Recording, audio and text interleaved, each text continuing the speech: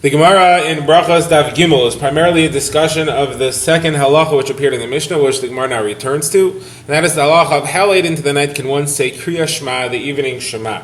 The Gemara focuses on the opinion of Rabbi Eliezer, which is that it's until the end of the first Ashmura.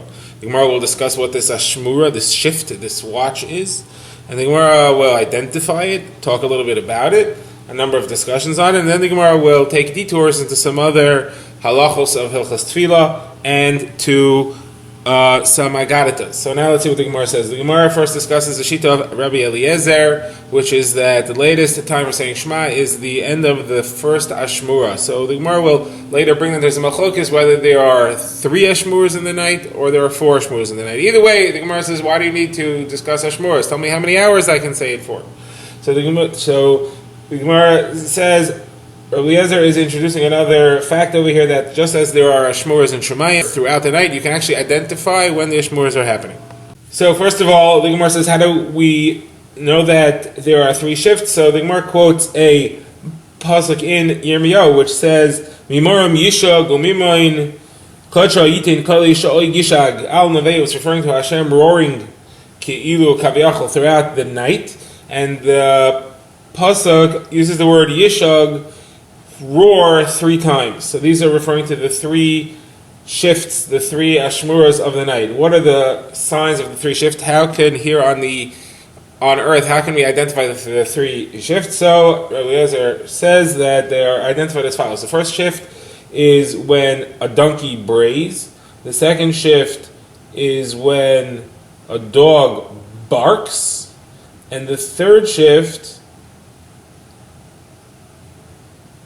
is when a child, an infant, is suckling from his mother and a woman is talking with her husband. The Rashi explains that means that people are beginning to wake up and those that are lying near each other begin to speak to each other. They haven't actually gotten out of bed yet, but activity is beginning to start. So now the Gemara asks, hold on a second. The night is divided into 3 shifts. That means that it begins at the beginning of the night and they end at the end of the night. So there are only 2 borders you need to identify between the first shift and the second shift, and between the second shift and the third shift. Why are you giving me 3 simanim? So the Gemara says, okay, either it's the 2 borders plus the middle of the second shift, or the 3 simanim are the 3 ends of the shifts. The Gemara then asks, well, why do I need 3 ends of the shifts? I know that the end of the third shift is when the night is over, when the sun is up.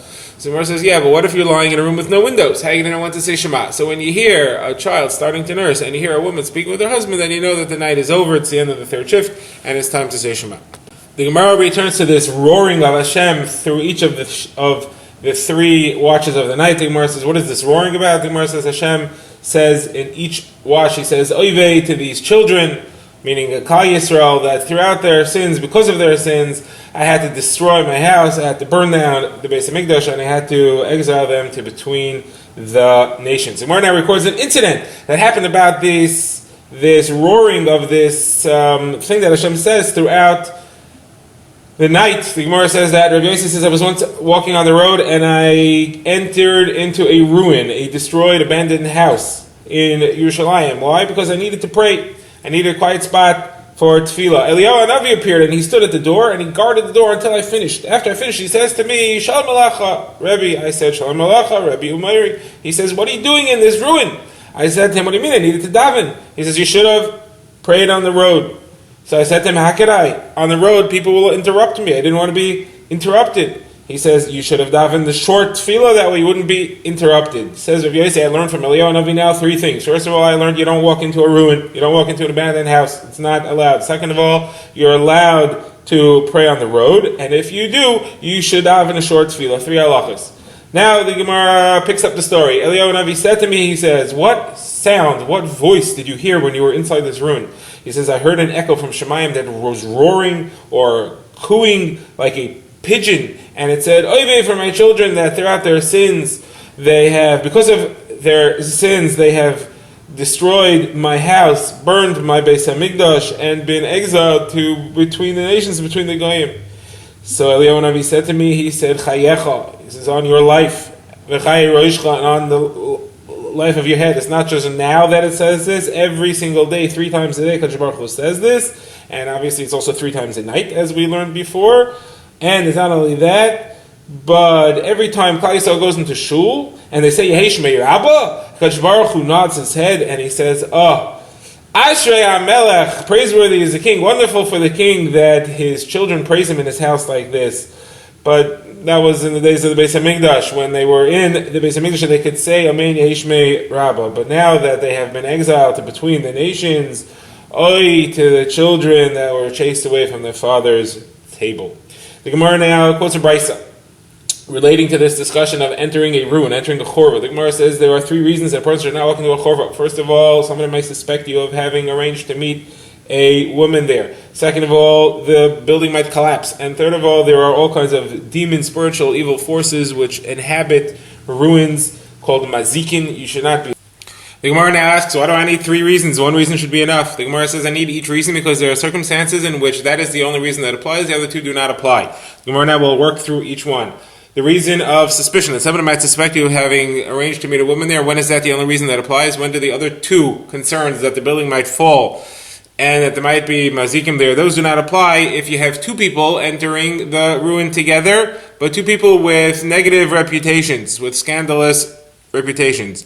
And it's a new building, it's a relatively new ruin, it's abandoned, but you don't have to be afraid that it'll fall. So the concern of falling doesn't apply, but you do have to be concerned that it will look suspicious because you have two people with suspicious reputations. You don't have to worry about mazikin because mazikin keep away from two people, they only attack one person at a time. Next, the Gemara says, the concern that the building might collapse, that is the only issue in a scenario where you have two people entering the building together and both of them have positive reputations. You don't have to worry about concern that people might suspect them of having arranged to meet a woman there because they have good reputation. It's two people together with good reputations are above suspicion. You don't have to be concerned about mazikim because there are two people and mazikim don't attack two people at a time. You do have to be concerned that the building might fall. Then the Gemara says, what is the circumstance in which you have to be concerned about mazikin? You don't have to worry about the concern. People might think you left a woman there or that the building might collapse. The Gemara says it's a newish building which won't collapse. And either one of the following two things. Either it's in the fields and therefore a woman couldn't meet you there. Women don't hang around in the field.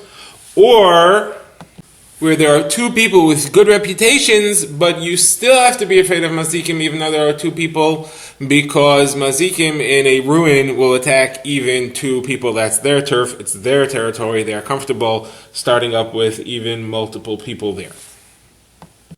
The Gemara moves on to a discussion of the shifts of the night. The Gemara says there's a machlokes how many shifts there are. According to Rabbi, there are 4 shifts. According to Rabbi Nassan, there are 3 shifts. The Gemara says, well, let's bring rayos to each one. The raya to Rabbi Nassan that there are 3 shifts is from a pasuk in Shoftim. That Gideon and his 100 men stood at the middle shift. If there's a middle shift, then there must be an odd number of shifts. So there were 3 shifts. Rabbi says, no, it doesn't mean that it was the middle shifts. It was the middle 2 shifts, the second and the third shift. The Gemara says, Rabbi Nassan says, what do you mean? It doesn't say one of the 2 middle shifts. It says the middle shift. Okay, that's the raya to Rabbi Nassan that there are 3 watches. What's the raya to Rabbi that there are 4 watches? The Gemara says from David HaMelech, who says that he would get up at Chatzos to sing Shira to HaKadosh Baruch Hu for 2 watches. Well, if somebody gets up at Chatzos, which is midnight, and he's up for 2 watches, that means that there must be 2 watches following Chatzos. That means that altogether there are 4 watches in the night, 2 before midnight, 2 after midnight. How does Rabbi Nassan understand this? The Gemara offers 2 possibilities. Either he was up for a shift and a half, and we count that as 2 shifts, meaning he got up at midnight, the middle of the second shift. He was up for half the second shift and the complete third shift. Or it doesn't mean that he was up for 2 shifts. It means he was up for 8 hours, from midnight for another 8 hours. 8 hours is as long as 2 shifts, according to Rabbi Nassan, who holds that there are 3 shifts a night, each one is 4 hours. So he was up for 8 hours. When he could have been asleep. Why? Well, he was up for 6 hours from midnight until the end of the night, and then he was up for another 2 hours. That's considered to be a time when he should have been sleeping, because kings, the Gemara says elsewhere, usually sleep for the first 3 hours of the morning. Not David. He was up during that time for a total of 8 hours, which is equal to 2 shifts. The Gemara interrupts to bring another statement said by the person who defended Rabbi Nassan's position. He is Rabbi Zrika, Amar Rabbi Ami, Amar Rabbi Shuban Levi, who says the following thing: you're not allowed to talk, chatter in front of a mace when you're in the version of this, Rabbi Abba Bar Kahana says, you're not allowed to speak to Torah because it's lag larush. He feels bad, his neshama feels bad that he cannot learn anymore, but you are allowed to talk about other things. And some say you're not allowed to speak to Torah, certainly you're not allowed to talk about other things. That is not covered for the dead to be talking nonsense in front of him. Says the Gemara, is it true that David got up at midnight? The Gemara will now discuss this for a while. How did he get up at midnight? Says the Gemara, it can't be that he got up at Chatzos because he was up from Neshef. Neshef in Tehillim it says Ki damti ba Neshef va'ashaveya, and the Gemara says Neshef means evening, the beginning of the night. Now the word Neshef means when something jumps up or rises up. The Gemara is assuming this means that it's when the night begins. The Gemara will later challenge that. But for now the Gemara gives three answers assuming that Neshef means evening. The Gemara says first possibility is that he really was up from the evening. But what does it mean when he says that he got up at Chatzos? It means that he never slept at Chatzos. He was always up from earlier. The second is that, well, he had two different things that he did. The first half of the night, from evening until Chatzos, he was kind of sleepy. The Gemara says he was nodding off like a horse. A horse always sleeps standing up, so he never sleeps very well. So he was awake, but he wasn't fully awake. And then from Chatzos, he was Mizgaber Ka'ari. He jumped up like a lion. Third answer, the Gemara says, the first half of the night he was learning. The second half of the night he was saying Shiros v'Tishbachos, songs and praises to HaKadosh Baruch Hu. Now the Gemara challenges the idea that Neshef means evening. The Gemara has said before, the Gemara said, how do you know that Neshef means evening? The Gemara says, what do you mean? The Pasuk says, Ba Neshef Ba'erev, Neshef of evening. The Gemara says, but I can show you that Neshef means the morning, because it says, Vayakem David mehan Neshef va'ad ha'arev, from Neshef until evening. Sounds like Neshef is morning. The Gemara says, how do you know? Maybe Neshef means evening. It means from evening to evening. Says the Gemara, that doesn't make any sense. Why would it say from the Neshef until the Erev? Either say Neshef to Neshef or Erev to Erev. Why you switch the word? The Gemara says, you know what? Neshef means things jumping up, things rising up. It's the beginning of something. It could be the morning or it could be the evening. Either one could fit. You have to figure it out from context. The Gemara now asks, how is it possible that David knew when midnight was? Moshe Rabbeinu did not even know when midnight was, because in Mitzrayim, when he announced at Makas B'charis, he said it's going to be approximately at midnight. The Gemara says, well, Hashem knows exactly when midnight is. He certainly didn't say approximately. It was Moshe who said approximately because he didn't know how to exactly identify midnight. If Moshe didn't know, how could David HaMelech know exactly when midnight is? So the Gemara says he had a siman. What's a siman? The winds shift throughout the night, and at exactly midnight, the wind starts blowing out of the north. What did he do? He hung his harp in front of the window, facing due north. As soon as the wind shifted to coming from the north, it started blowing through the strings of the harp and played music, and that woke him up. And then he got up to learn. The Gemara records an incident that happened when David was learning until the morning. The morning began, the sun rose, Chachmei Yisrael, the wise men of Yisrael came to him, and they said, our master, the king, Klal Yisrael, needs money, we don't have enough income. He said to them, great, develop the economy. Let everybody open up business, and everybody will have income from everybody else, and then everybody will have food. The Gemara says they said it's not enough. They answered him with two cryptic expressions. They said, first of all, a handful is not enough to feed the lion. And second of all, you cannot fill a pit by shovelfuls of sand from inside the pit. If you want to fill up the pit and you take a shovelful out of the hole itself and put it back in, it'll never get full. There's not enough money, not enough goods and services in the local Jewish economy for everybody to have enough. We need outside income. So he said to them, okay, go to the army. Gemara says they went and they asked advice from Achitophel, who was the head of the Sanhedrin, and they asked the Sanhedrin to be misspiled for them, to pray for them that they should be successful. And then he went to the Kohen Gadol to ask the Urim V'Tumim. The Urim V'Tumim was the device, the spiritual object which is inside the Choshen that would give the Kohen messages from HaKadosh Baruch Hu.